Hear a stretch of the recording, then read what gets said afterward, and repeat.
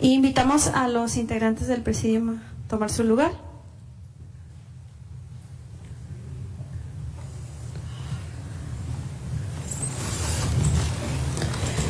Esta tarde nos acompañan el conferencista doctor Ricardo Vega Granillo, profesor investigador del Departamento de Geología de la Universidad de Sonora.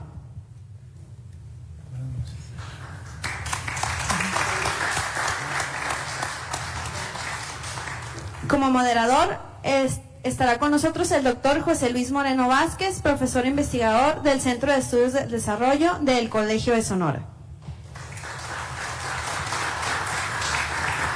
Le cedemos la palabra al moderador. Gracias. Bueno, me toca presentar al doctor Ricardo Vega Granillo. Él es doctor en Ciencias de la Tierra por la UNAM, profesor investigador del Departamento de Geología de la Universidad de Sonora por 33 años. Ha impartido las materias de tectónica, geología estructural y geología urbana. Ha sido director de tesis de doctorado, maestría y licenciatura, tanto en la Universidad de Sonora como en la UNAM. Tiene 20 publicaciones en revistas internacionales indexadas y es coautor de 3 libros, entre ellos uno sobre la geología urbana y los riesgos geológicos de las ciudades de Guaymas y San Carlos. Con esta presentación le damos la palabra al doctor Vega. Bueno, buenas noches. Traigo una presentación en PowerPoint, no sé si pueden ponerla. ¿Quieres el micrófono? Sí, puedes llevártelo. Pues me pidieron que diera una plática así, no muy técnica, ¿no? Acerca de los sismos, pero pues para que más o menos puedan tener una idea por qué ocurren sismos en nuestro país, ¿no? Entonces, la siguiente, por favor. Me voy a bajar porque se mueve esto.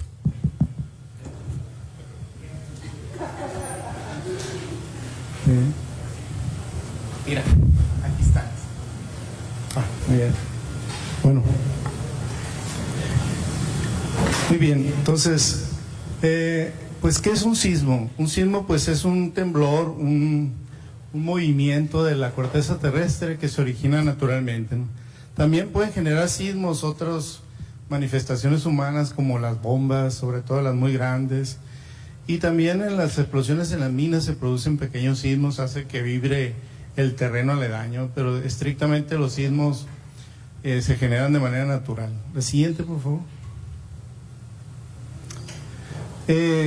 Existe una teoría que se conoce como teoría del rebote elástico, que aquí está representada por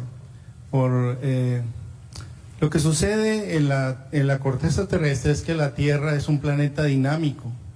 ¿Qué quiere decir eso? Que la Tierra se sabe muy bien que está formada por grandes, su parte externa está formada por grandes fragmentos que tienen más o menos unos 100, 150 kilómetros de espesor, que se mueven unos con respecto a otros, ¿no? Este movimiento es lo que se conoce como tectónica de placas, ¿no? Entonces hay otros planetas o otros satélites que no tienen este factor, este elemento, son fijos y así como están, pues han permanecido a través de los miles de millones de años. La Tierra, en cambio, es un planeta dinámico.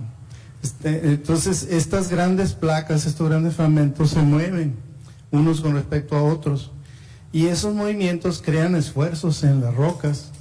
Entonces ahí tenemos una zona donde existe un esfuerzo y entonces las rocas se rompen. Esas zonas de ruptura se les conoce como fallas, ¿no? Una falla pues puede tener tamaños pequeños o a veces tamaños de metros o con saltos, digamos que de centímetros o milímetros, pero también hay fallas enormes que tienen cientos de kilómetros de longitud que cortan la corteza terrestre.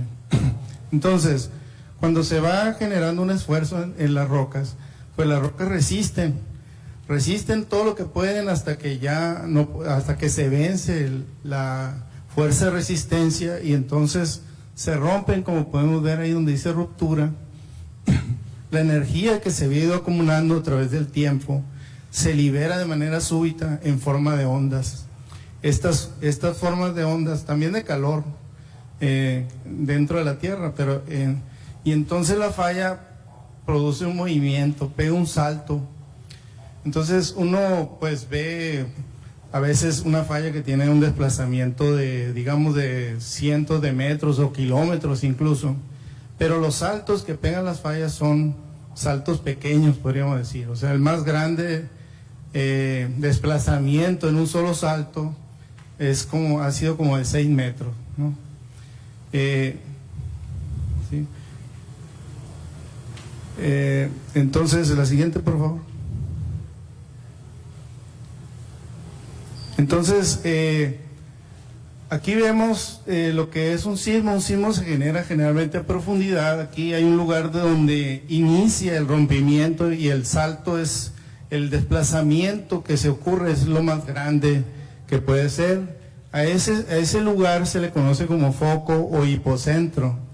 Entonces, a partir de él se liberan ondas de energía que son esféricas, ¿no? Se van diseminando de manera esférica. Tiene una manifestación superficial que se le llama el epicentro, ¿no?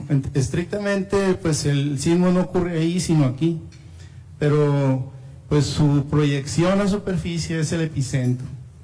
Entonces, esta es una ruptura que es la falla a lo largo de ella. Entonces, hay un desplazamiento, que ese desplazamiento va haciendo, a medida que pasa la distancia, va siendo cada vez menor, hasta que desaparece el desplazamiento.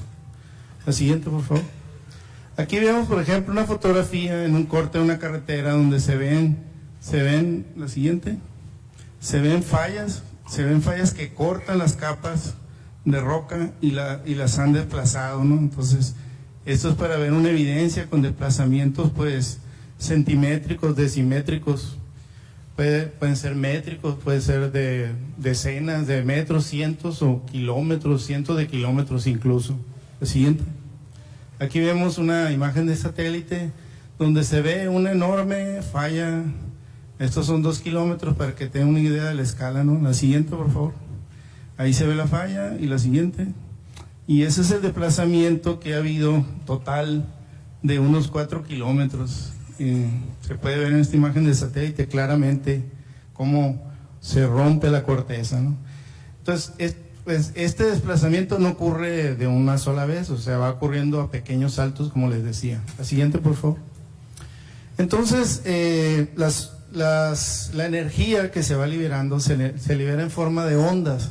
Entonces, hay distintos tipos de ondas. Las ondas P son las más rápidas y se les llama P porque son primarias. Son las primeras que llegan, y afortunadamente estas no son tan destructivas, las ondas P, ¿no?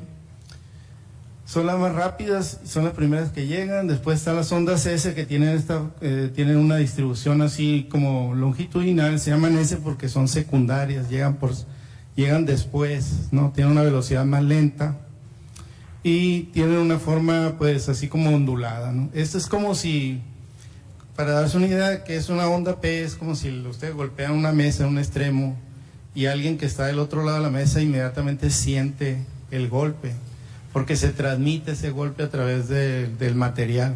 Esa sería como una onda P. O como un resorte que le juntan algunos de los eslabones y los sueltan, y entonces se mueven los eslabones así, ¿no? A lo largo del resorte. Eso sería la analogía para una onda P. Y la onda S es como si hicieran así una cuerda que está atada a un muro y se va transmitiendo ese movimiento, digamos que en zigzag, se va transmitiendo hacia el extremo, ¿no? La siguiente, por favor. Y luego tenemos otras ondas que se generan, que se llaman ondas superficiales, porque estas se generan solo en la superficie de la Tierra. Lamentablemente, pues estas también son de 2 tipos, ¿no? Tienen unos nombres así medio raros. Hay una que es así como ondulatoria, se va produciendo como una onda que pasa. Ven ahí representado unos postes de luz. Entonces, el movimiento de estas ondas es como es. Cuando va pasando la onda se van moviendo los edificios, las casas, etcétera, se mueven, exageradamente se mueven así, ¿no? Para arriba y para abajo y para un lado y para el otro. Entonces, estas ondas se llaman Rayleigh. La siguiente, por favor. Y tenemos otras, las ondas superficiales. Las siguientes ondas se llaman ondas love, como amor. Por los investigadores que las nombraron, ¿no? Esta también se desplaza en superficie, pero su movimiento es como el de una serpiente, ¿sí? Es un movimiento lateral. Y esto es lo que llaman movimientos trepidatorios, porque se mueve así como temblando, así para arriba y para abajo. Y movimientos sismos ondulatorios, ¿no? Que se mueve así el terreno, como estas ondas superficiales son las más perjudiciales para las edificaciones humanas, ¿no? Para seres humanos. La siguiente. Bueno, tenemos ahí unas representaciones de lo que son los sismógrafos muy simples, pero nos ayudan a visualizar cómo se detectan las ondas sísmicas. Tenemos un peso, un resorte, entonces esto está fijo, entonces cuando se mueve esto verticalmente, entonces el péndulo este peso hace que se haga un movimiento así vertical, y hay un cilindro que está girando y va registrando el movimiento vertical, ¿no? Entonces así se registra el movimiento vertical. Este representaría el movimiento horizontal, o sea, si el movimiento se da así lateralmente, entonces este péndulo se va a mover así también junto con el suelo. Entonces va a ir registrando en el cilindro giratorio, va registrando los movimientos laterales, ¿no? Entonces así trabajan los sismógrafos. Por supuesto que son mucho más sofisticados que esto, ¿no? Esto nomás es como para darles una idea de cómo funciona un sismógrafo. La siguiente, por favor.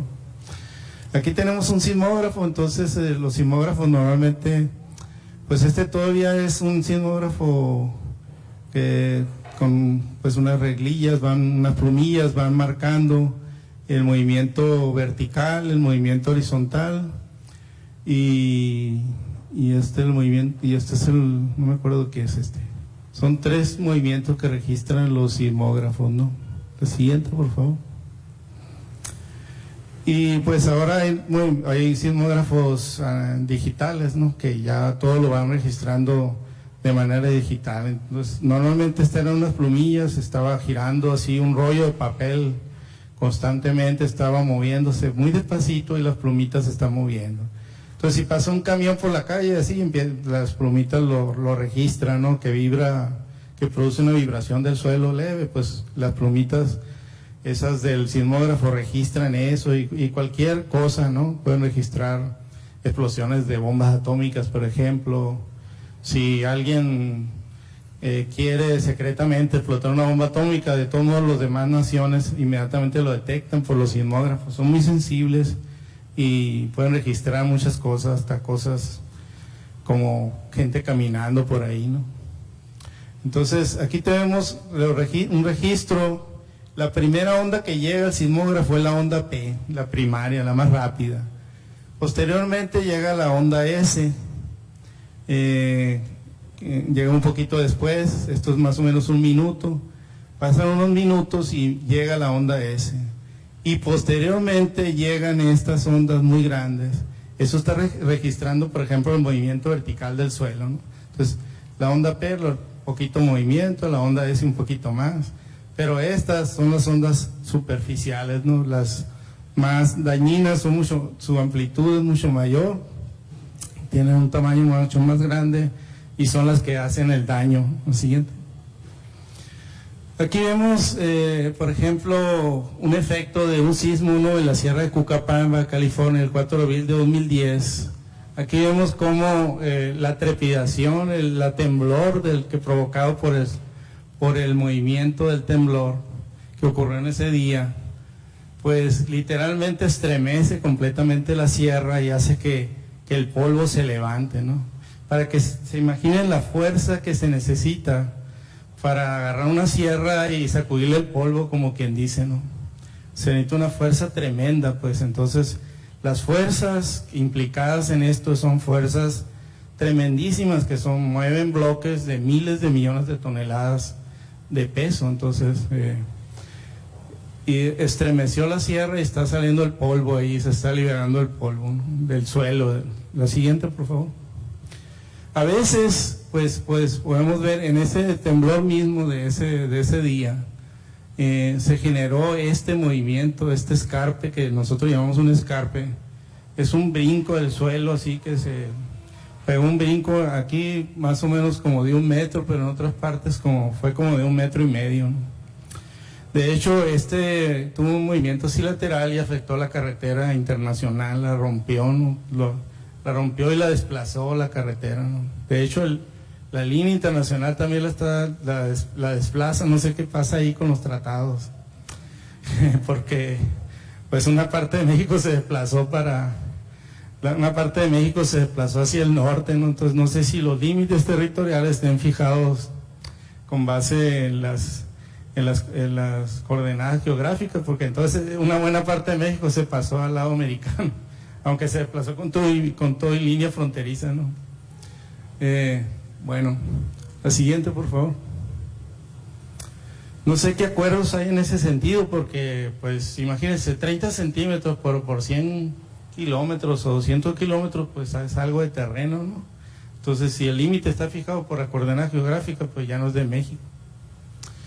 Bueno, los terremotos se miden en una escala que se llama escala de magnitud-momento. Antes se utilizaba una escala pues muy parecida, que es esta que se ve aquí, que es la escala de Richter, ¿no? Ya no se usa, pero de cualquier modo es muy parecida a la escala de Richter, ¿no? Entonces, una cosa que hay que entender de la escala de Richter, que pues aquí se ve en la figura, pero es que la energía que se libera dentro de cada grado de magnitud es 10 veces mayor que el anterior. Entonces, por ejemplo, el 6 es 10 veces mayor que el 5, el 7 es 100 veces mayor que el 5, el 8 es 1000 veces mayor que el 5.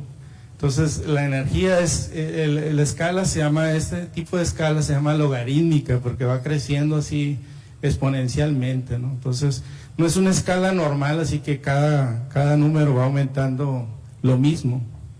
Entonces, tanto la energía como el efecto de los sismos es muchísimo más intenso cada número que va incrementando.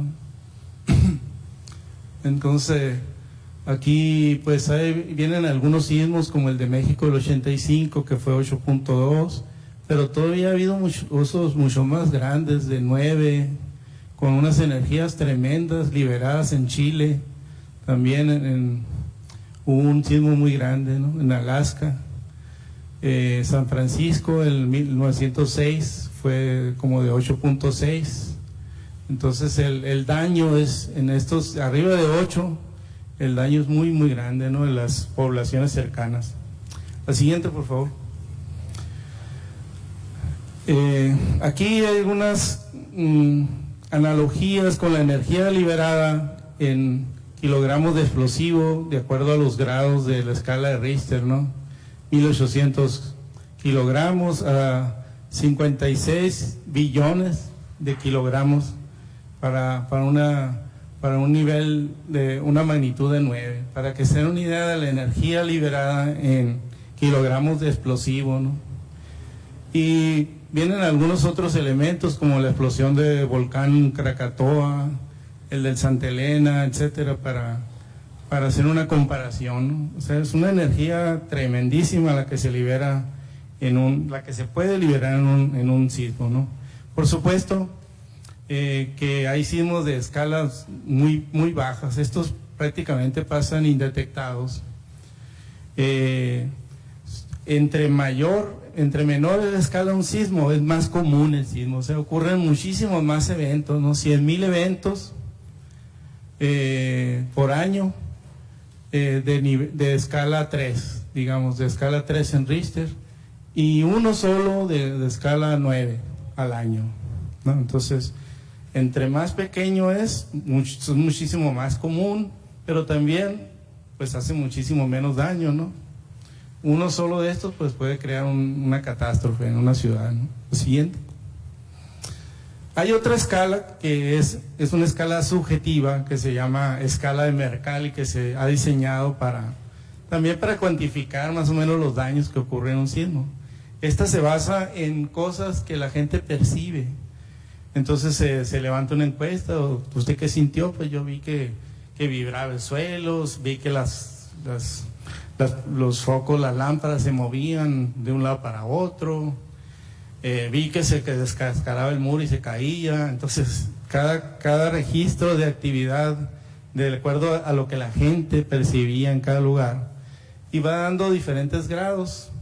Está desde el grado 1, sacudido sentido por muy pocas personas, hasta el grado 12, destrucción total, ondas visibles sobre el terreno, que se van moviendo las ondas del terreno como olas, como si fueran olas, ¿no?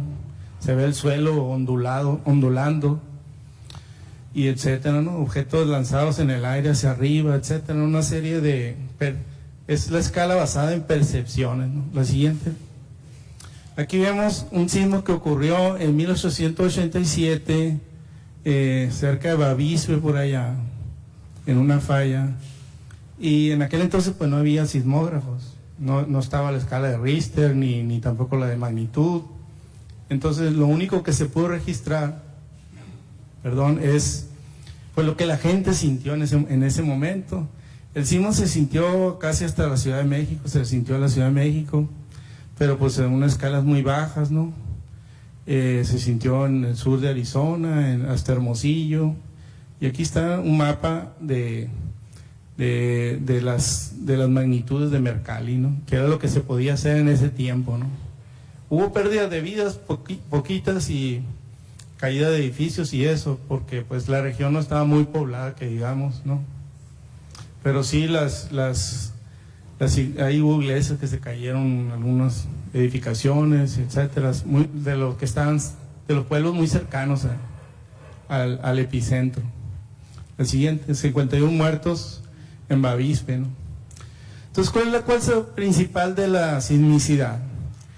Porque la causa principal de la sismicidad es que en la Tierra existen como flujos de calor que vienen del núcleo de la Tierra, que está muy caliente, ¿no? Está como 6.000 grados centígrados más o menos, que es más o menos la temperatura de la superficie del Sol.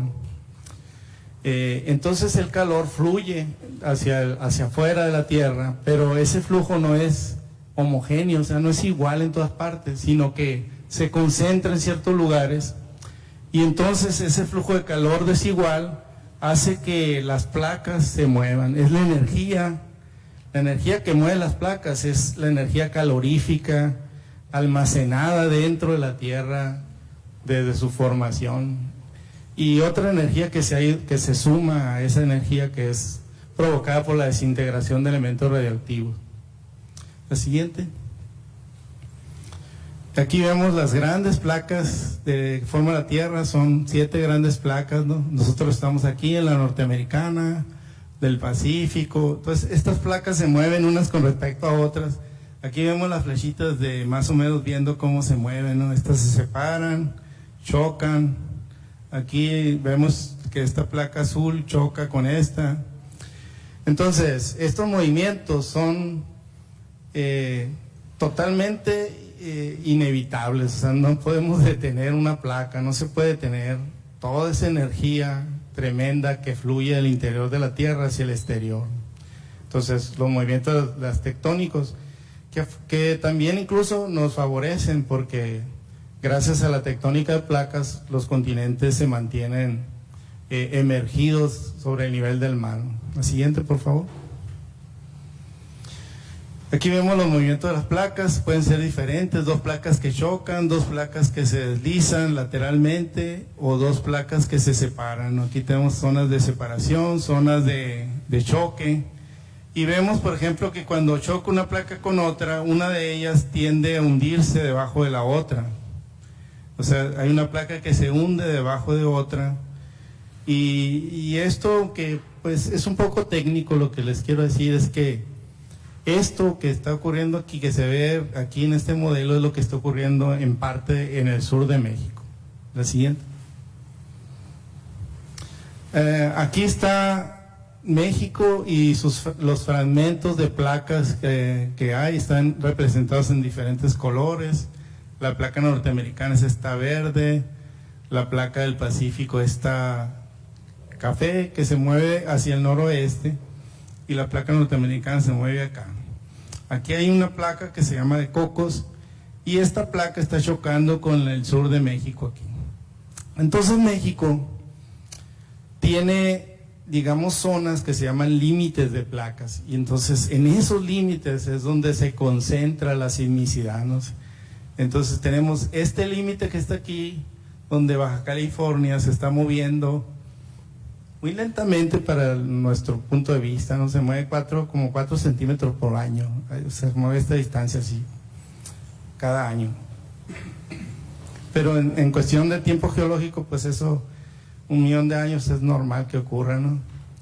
Entonces se va moviendo así con respecto al resto del continente, y esta placa se mueve así chocando contra esta placa de aquí. Bueno, la siguiente, por favor. Entonces vemos los sismos en México. Eso es los sismos que ocurren en un año, y vemos que se concentran precisamente, ocurren a lo largo de ese sistema, de esos límites de placas. Ocurren a lo largo de un sistema de fallas muy grandes que está en el Golfo de California, y se conoce como sistema de fallas del Golfo. Y ocurren a lo largo de esta línea azul que vemos aquí, donde esta placa que está aquí, oceánica, se hunde debajo de la placa norteamericana. Esos puntitos rojos son epicentros, y los morados también son epicentros, pero más profundos. Son sismos que ocurren a mayor profundidad. La siguiente, por favor. Aquí vemos una representación de los grandes sismos que han ocurrido en México. El del 85 ocurrió aquí en las costas de Guerrero. Entonces, pues ha habido varios muy grandes que han ocurrido a lo largo de la historia de nuestro país. Entonces, estos amarillos que se ven aquí son sismos profundos, son sismos más, estos son más someros, digamos, se forman dentro de la tierra, pero más cerca de la superficie. Entonces, estos son los grandes que ha habido a través de lo que tenemos de registro histórico, ¿no? Y no están como definidos como puntitos porque no se definió bien exactamente dónde ocurrieron. Aquí hay una parte que le llaman la brecha de Guerrero, donde no ha ocurrido en 100 años, no ha ocurrido un sismo grande, entonces se espera que ya está por ocurrir uno, ¿no? Se predice que debe ocurrir uno por ahí, en esa zona de aquí, muy cercana a donde ocurrió el del 85. La siguiente, por favor. Entonces, los efectos de los sismos es que hay movimientos del suelo trepidatorios y ondulatorios, oscilatorios, o si ocurren en el océano pueden ocasionar ondas marinas conocidas como tsunamis, pueden provocar deslizamiento de suelo y roca que se deslicen de las partes elevadas hacia las partes bajas, y puede ocurrir un fenómeno que se llama liquefacción, que es literalmente que el suelo se convierte como en una especie de líquido, como un lodo, se convierte debido al paso de las ondas de energía a las ondas sísmicas. La siguiente, por favor. En la siguiente fotografía pues vemos el efecto de los movimientos trepidatorios y oscilatorios, o sea, someten a los edificios a esfuerzos muy grandes, sobre todo tensionales, ¿no? Lo suben y lo bajan, lo suben y lo bajan, entonces el edificio se somete a tensiones muy grandes y no soporta, y si no está bien diseñado, construido, y se caen. La siguiente, por favor. Un tsunami pues es un movimiento súbito del suelo, que es donde el suelo se levanta, en una falla sufre un levantamiento, y arriba se genera una onda gigantesca, una onda muy grande que se desplaza pues igual así de manera circular para todas partes, Y el problema cuando se acerca a la costa, que pues como toda onda que se acerca a la superficie, hay una interferencia con el suelo somero de la costa y entonces revienta la onda, ¿no? O sea, revienta.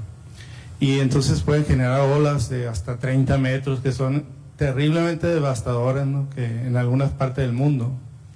Entonces lo curioso ahí, por ejemplo, es que el mar se retira bastante antes de que la onda rompa, ¿no? Igual que una onda pequeña que hace que el mar se aleja y luego revienta, luego se aleja y revienta, pero aquí se aleja mucho para atrás. Entonces la gente, en lugar de irse corriendo a subirse a alguna parte alta, lo que hace es que se mete hacia el mar porque le llama la atención que el mar se retira mucho, pues. Entonces, pues es por la falta de información que tenemos, ¿no? La siguiente, por favor. Deslizamientos de suelo, pues que se caen fragmentos de suelo que se deslizan impulsados por la vibración de los sismos. La siguiente.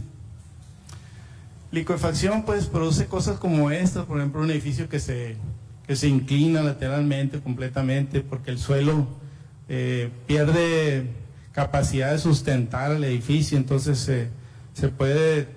Esos edificios están bien hechos porque no se quebraron, la gente salió por las ventanas caminando por aquí. Entonces no se quebró el edificio, pero se acostó porque el suelo perdió consistencia y no pudo sostenerlo verticalmente. El siguiente. Aquí vemos este carrito, pues caminaba por una calle de tierra. Y cuando vino el sismo, pues la calle, la tierra esa se licuó, podríamos decir, o sea, se convirtió en un líquido y el carrito pues se hundió, ¿no? Igual se hunden las personas en estos lugares y pues es muy peligroso. Es un fenómeno que se llama licuefacción. El siguiente. Bueno, la vibración del terreno, ¿qué tanto vibra un terremoto? Depende de varios factores, entre ellos, pues, ¿cuál es la magnitud del terremoto? O sea, ¿qué tanta energía se liberó durante el sismo, ¿no? Entonces esto es muy variable, ¿no? Depende de cada sismo tiene su propia energía liberada. Entonces eso va a tener mucho que ver en cuanto al efecto que va a producir vibratorio, ¿no? La distancia con respecto al epicentro y la profundidad del foco, o sea, qué tan profundo ocurre el sismo. Entre mayor distancia, pues se supone que se va amortiguando el efecto de la onda. Vamos a ver que en la Ciudad de México no es así, pero es lo que normalmente ocurre. Entre más lejos, por ejemplo aquí, ¿no? Aquí habían ocurrido sismos, ahí en el Golfo de California, han ocurrido sismos de escala 7. Y aquí en Hermosillo se sienten solo como ligeras vibraciones. No sé si ustedes han sentido los sismos muy fuertes que han ocurrido en el Golfo. Se alcanzan a sentir aquí. El último fueron 2 sismos muy seguidos, muy cercanos uno al otro, separados por 1 minuto más o menos, de escala 7. Y pues se sintieron, pero fue como a las 12 de la noche más o menos. De hecho, yo estaba dormido y me desperté y sentí que estaba vibrando. Entonces, qué raro, ¿no? Me despertó, dije, el sismo. Pero es que había habido uno antes, ¿no? 1 minuto antes había ocurrido un sismo de 7, ¿no? Ocurrieron 2 muy cercanos. Y también, esto es muy importante para el caso de la Ciudad de México, el tipo y condiciones del terreno. Siguiente. Entonces, la distancia, pues entre mayor la distancia, por lo general, es menor el temblor que se siente, ¿no? Por ejemplo, esos sismos, le digo, eran sismos relativamente fuertes, de escala 7, pero aquí ya lo sentimos como una ligera vibración solamente, ¿no? ¿Por qué? Porque estamos a 200 kilómetros de donde fueron los epicentros, ahí en el Golfo, ¿no? Y entonces pues fue aminorando, como cuando tiramos una piedra en el agua, vemos que va aminorando la onda, la onda que se genera se va haciendo menor, hasta que ya se hace muy, muy leve, ¿no? Lo siguiente. Este factor es extremadamente importante en la Ciudad de México, el tipo de terreno, ¿no? Entonces, donde tenemos roca, por ejemplo, abajo de las casas, abajo, que hay suelo, pero muy pequeño el espesor de suelo. Entonces, la onda sísmica se transmite, pero muy levemente, o sea, su longitud de onda es muy pequeña, la vibración que se genera muy poca.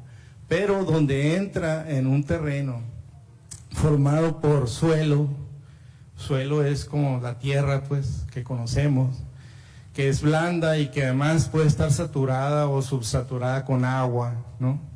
Entonces las ondas que entran en ese tipo de terrenos se incrementan, su longitud de onda se hace mayor, como si fuera una caja de resonancia de las ondas sísmicas. Y este es el problema principal que ocurre en la Ciudad de México. La Ciudad de México, vamos a ver la siguiente. La Ciudad de México, pues había antiguos lagos, es como un cuenco la Ciudad de México, es un cuenco rodeado por rocas, por montañas, que son volcanes. Y en ese cuenco se ha depositado suelo y además se ha llenado de agua ese cuenco, ¿no? Había lagos muy grandes que los han ido desecando, ¿no? Desde el tiempo de los españoles empezaron a desecar los grandes lagos que había allí, pero entonces es un suelo muy saturado de agua. Entonces este suelo es idóneo para incrementar la longitud de ondas. Entonces platicaba con el maestro que aquí la Ciudad de México en sí no es que de allí se generen los sismos, no es una zona sísmica, podríamos decir, en cuanto a generación de sismos, pero cualquier sismo que ocurre en las costas de México, ahí de Nayarit hasta Oaxaca, se siente en la Ciudad de México, porque cuando la onda viene viajando, viene como una pequeña onda, pero al entrar ahí se incrementa, y ese es el gran problema de la Ciudad de México. Aquí vemos cómo la onda, cuando viaja por roca, pues permanece pequeña, cuando viaja por sedimentos se incrementa, pero cuando viaja en suelos arcillosos se incrementa mucho más, ¿no? Eso está registrado por los sismógrafos. O sea, un sismógrafo en roca, pues apenas lo siente. Igual, o sea, el problema de la Ciudad de México no es en toda la Ciudad de México, sino en las partes que eran antiguos lechos lacustres, lechos de lagos, ¿no? Como estos que vemos aquí. Esto rojo es la parte más peligrosa, que eran los antiguos lagos, ¿no? Siguiente. Aquí vemos los lagos, está viendo al revés, ¿no? El norte está para acá, el sur está para allá. Y pues estos eran las zonas de lagos que había. O sea, Tenochtitlán está en medio ahí de un lago. Todo esto lo fueron desecando los españoles y lo seguimos desecando ahorita, ¿no? Por ejemplo, para hacer el aeropuerto. La siguiente. Ahí se ve ahora cómo se ha ido, cómo se va desecando todo, se fue desecando, pero pues mucha parte de la Ciudad de México fue construida sobre ese terreno inadecuado, pues, pero pues por eso también ocurre un fenómeno en la Ciudad de México donde las edificaciones se van hundiendo progresivamente, poco a poco. Hay partes donde se han hundido bastante los edificios. La Basílica de Guadalupe Antigua estaba bastante hundida, también eso produce muchos daños a los edificios, porque lamentablemente esas edificaciones no se hunden parejos, se hunden de un lado, entonces se raja el edificio, se fractura, etcétera. Trae muchos problemas que debilitan las edificaciones que se hacen sobre estos suelos también, ¿no? También hay el problema de hundimiento del suelo, se van hundiendo los edificios. La siguiente. Pues aquí los sedimentos alcanzan hasta 90 metros de profundidad, ¿no? En algunas partes aquí, o sea, hay 90 metros de suelo, de ese suelo saturado de agua que les digo que existe en la Ciudad de México. La siguiente. Entonces, pues aquí el sismo del 85, que curiosamente fue el mismo día del 2017, el 19 de septiembre, produjo pues una catástrofe tremenda, ¿no? Con pérdidas muy grandes, que cayeron muchos edificios, se colapsaron. La siguiente. Aquí vemos algunos ejemplos, ¿no? Ese sismo evidentemente fue más devastador que el del 2017, porque la magnitud fue mayor, era de 8.2, y además pues ya en este 2017 ya se habían caído todas estas edificaciones, ¿no? La siguiente. Pues se reporta el fallecimiento, nunca se quedó claro cuánta gente falleció en ese sismo del 85, hablaban de 6,000, 7,000 el gobierno, 10,000, ahí le pararon, El exceso indicó que eran casi 13,000 y otros dicen que son muchos más, ¿no? Entonces nunca se va a saber, bueno, no, quién sabe si alguna vez, ¿no? Pero no se sabe un número exacto de fallecimientos. Todos los edificios colapsados, estos que se ven aquí, hoteles, multifamiliares, etcétera, presentaban estructuras inadecuadas para terrenos arcillosos, a pesar de que la mayoría de los edificios colapsados eran de reciente construcción, mientras que estructuras más antiguas sobrevivieron porque estaban diseñadas de una manera de soportar unos pilares muy gruesos, cimientos muy gruesos, no muy altos, etcétera. Sobrevivieron, ¿no? Y todavía están, de hecho. La siguiente. El sismo del 7 de septiembre del 2017 es un sismo que ocurrió en esta parte, aquí en las costas de Chiapas. Aquí está la zona donde las dos placas están chocando. Entonces está asociado a la fricción entre esta placa superior y esta placa que se hunde debajo de la otra. Ocurrió el 7 de septiembre del 2017, hubo 102 muertos reportados en esta región de Chiapas, Oaxaca. La profundidad fue a 70 kilómetros más o menos. Siguiente. Aquí se ven algunos de sus efectos en Oaxaca, en Cuchitán, Oaxaca. La siguiente. Aquí otros en el mismo lugar. La siguiente. Bueno, ahora vamos a ir al del 19 de septiembre. El 19 de septiembre ocurrió aquí, muy lejos del límite donde las dos placas chocan, ¿no? Que está aquí, el límite es aquí y el sismo ocurrió aquí. Y este también es un mapa de escala de Mercalli, donde se ven los daños. Los daños más fuertes fueron aquí en el sur de Puebla, donde ocurre el epicentro. Morelos, Puebla, que están cerca aquí, y la Ciudad de México está aquí, ¿no? La siguiente. Pues este sismo fue de magnitud 7.1. Ocurrió a una profundidad de 50 kilómetros. Las poblaciones más cercanas son estas: Ayutla, con una población pequeña, y bueno, estas son la Ciudad de México, está a 120 kilómetros del epicentro.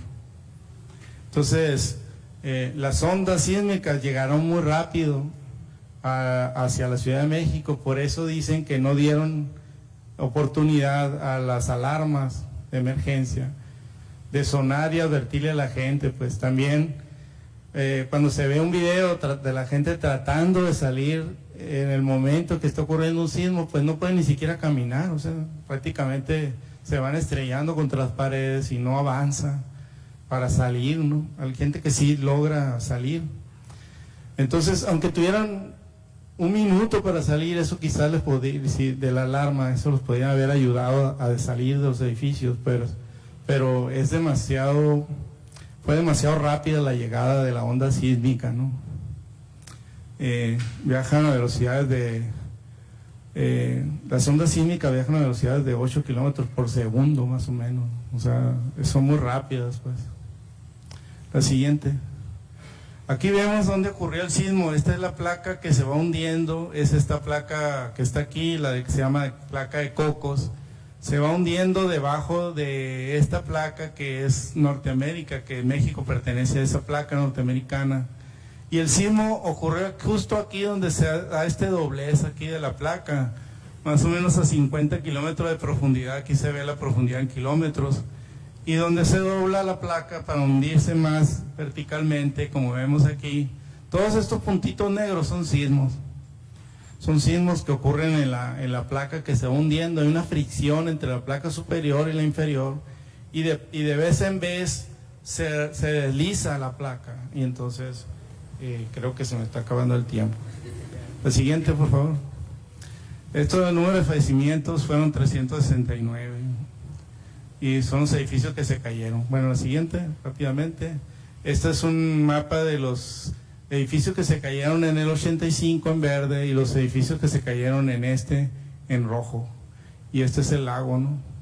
Ocurrió más o menos por aquí. O sea que los principales daños de este terremoto ocurrieron donde mismo habían ocurrido los del 85. Bueno, la siguiente. Bueno, viene otra serie, pero el tiempo también ya me dijeron que hay otras actividades y voy a dar por terminado aquí. Lo que les quiero decir es que los terremotos, los geólogos sabemos que los terremotos ocurren y van a seguir ocurriendo, no se pueden impedir. Tampoco hemos podido desarrollar una tecnología para predecir un terremoto.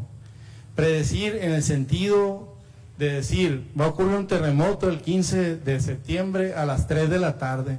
No nos sirve predecir que va a ocurrir un terremoto el año que entra, pues así como le hacen algunos que dicen, va a ocurrir un terremoto el año que entra. Pues sí va a ocurrir, porque México es una zona activa tectónicamente, es una zona sísmica tectónicamente.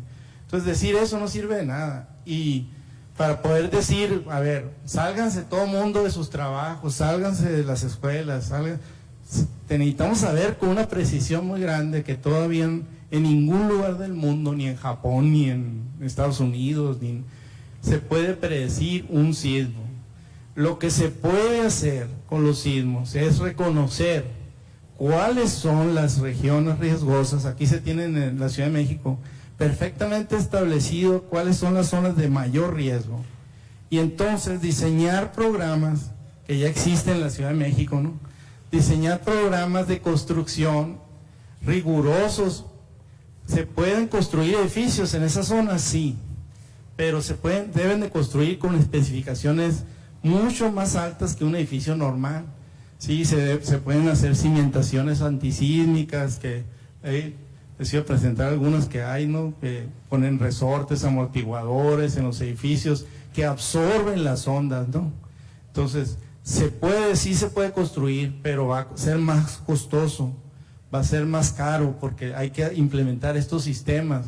La torre latinoamericana está anclada con pilotes hasta la roca, o sea, perforaron, hicieron unos pilotes y literalmente la torre latinoamericana flota sobre el suelo. O sea, no está recargada en el suelo propiamente, sino sobre la roca. Entonces eso le permite una estabilidad. No vibra como vibra el suelo, vibra como vibra la roca. Entonces ahí está, la torre ha sobrevivido, es muy alta y ha sobrevivido los sismos más grandes. Entonces, ¿se puede construir? Sí, pero se tiene que construir. Y además, eso es muy importante, ¿no? Porque, por ejemplo, este sismo, ya existía un reglamento para construcciones, pero lo que se ve es que la gente, los constructores y también el gobierno no supervisaron que las obras cumplieran con las especificaciones para impedir que se cayeran los edificios. Entonces ahí lamentablemente viene el factor humano, que nos ahorramos algunos pesos, pues, y el edificio se cae, ¿no? Entonces es muy importante. Sí se puede prevenir. Sabemos que Mexicali, por ejemplo, es una región sísmica. Entonces ahí cualquier edificación, incluyendo las casas, deben de tener una cimentación adecuada, deben de ser los castillos construidos con varillas adecuadas, más reforzadas, los techos, etcétera, para evitar que cuando venga el sismo, que no se puede impedir que venga, ¿no? Pero sí va a venir, o sea, sabemos que va a ocurrir otro, entonces no haga daños que sean mortales, ¿no? Daños que tengamos que lamentar, tanto en infraestructura como sobre todo en vidas humanas. Bueno, gracias por su atención y disculpen